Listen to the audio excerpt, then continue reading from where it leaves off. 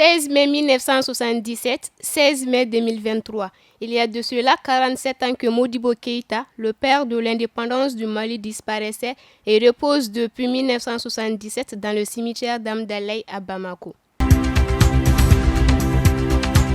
Après le rapport sur Moura, le gouvernement malien accuse l'ONU d'espionnage. Dans un communiqué publié le 13 mai, les autorités de transition maliennes ont annoncé l'ouverture d'une enquête judiciaire pour atteinte à la sûreté extérieure de l'État et complot militaire. La réponse du gouvernement malien était attendue au lendemain de la publication du rapport de l'ONU sur le massacre de Moura, faisant état d'au moins 500 morts dans une opération de l'armée malienne et de ses supplétifs russes du groupe Wagner dans ce village du centre du pays. Fin mars 2022, le colonel Abdoulaye Maïga est apparu à la télévision nationale pour lire un communiqué accusant les Nations Unies de complot militaire.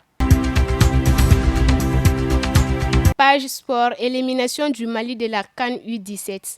Pas de finale pour les Aiglonnais. Les lionceaux de l'Atlanta du Maroc ont mis fin à l'invincibilité des Aiglonnais maliens et ont brisé leur rêve de remporter un troisième titre continental lors de la seconde demi-finale qui s'est déroulée le dimanche 14 mai au stade de Constantine en Algérie. La victoire a été obtenue au tir au but avec un score final de 6-5 en faveur du Maroc.